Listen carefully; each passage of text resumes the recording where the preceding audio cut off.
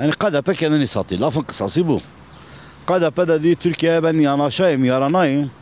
Ülke benim olsun, ben yiyeyim, içeyim. Çünkü KDP'de bugün Mesrur Barzani'ye bak, Naçirvan Barzani'ye bak. Amerika'daki villalarına, malikanelerine bakın, aklınız hayaliniz durur. Yani Kürt davasıyla değil, Kürt devletiyle alakası bile yoktur. Türk devletinin kendi sınırlarının dışında kimlik kontrolü yapması, orada kendi sınırlarının dışında yaşayan köyleri boşaltması hakkında ne söylemek istersiniz? Abi Türk devleti bugün yayılımcı bir politika izliyor. Artı faşist bir devlettir. Ezelden beri ırkçı bir devlettir. Ha. Söz konusu Kürtler olduğu zaman valla köyleri de yakar. Nasıl burada 4800 köy yaktıysa orada da köyleri yakar. Kimlik kontrolü de yapar. Karşı geleni de öldürür. Adana gündeyle ve günü peşmergeleri vurdu. Bombaladı. Ne oldu? Ne oldu? Kim ne yaptı? Mesut Barzani bir cevap bile veremedi. Yani Kürtler söz konusu olduğu zaman Türk devleti kadar faşist, gaddar ve ırkçı bir devlet yoktu dünyada.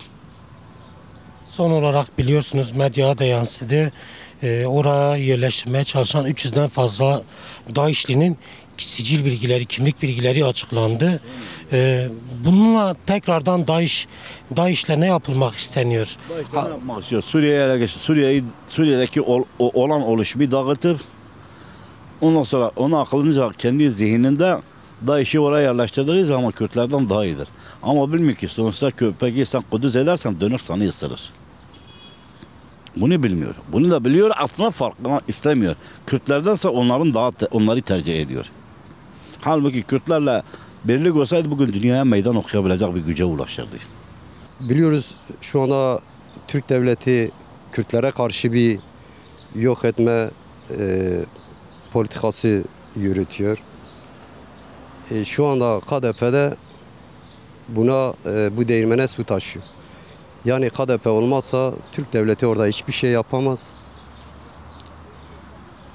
Ama KDP'nin sayesinde şu anda Türk devleti orada Kürtleri yok etmeye çalışıyor, öldürmeye çalışıyor.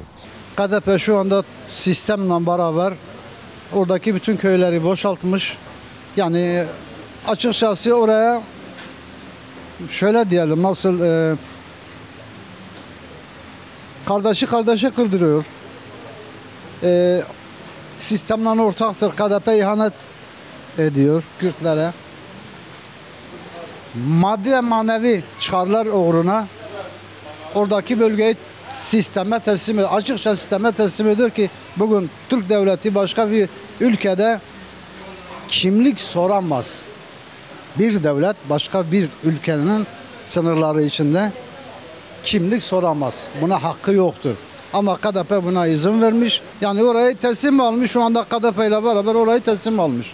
Ve KDP'nin en yaptığı en büyük ihanettir Kürtlere. Demesin biz kardeş kardeşe kırdırmıyoruz. Yok bizde ihanet yoktur. Bu coğrafyada yaşayan insanların oradaki yürütülen savaşla ilgili olumlu bir şey düşünmeleri mümkün değil yani. Bir kere sorun şurada, oradaki veya daha doğrusu Kürt bölgesinde yaşayan insanların hakları üzerinde başka devletlerin ve başka insanların tasarruf hakkını kendinde görmeleri. Bunlar doğru şeyler değil. Bunlar tabii geçmiş zamanlarda yani self determinasyonla başlayan şeyler var. Aslında ulusların kendi kaderlerini tayin hakkı vardır. Ama buna riayet eden yok. Eğer işte Kürt insanın yaşadığı coğrafyalarda bir oluşum, bir federalizm, bir federatif yönetim veya kantonlarla ilgili veya başka bir cumhuriyetle ilgili falan şeylerle ilgili müdahale ediliyor. Kendi bölgesinde veya kendi ülkesinde yansımalara olacağını düşünülerek. Tabii bu uygulamalar da yanlış. Başka bir ülkenin toprakları üzerinde siz halk ve hak iddia ediyorsunuz. Bunun aslında gerekçesi de ta 11 Eylül saldırılarına gider. Türkiye'den ve dünyadan kendi ırkına düşman olan odur. Yarın öbür gün onun üzerine döner. Onu da tutar, onu da yerini hepsini alır. Peki Türkiye ile KDP'nin işbirliği hakkında ne söylemek istersiniz? Ya bendesin ya düşmansın. Özgür insan kimse yok.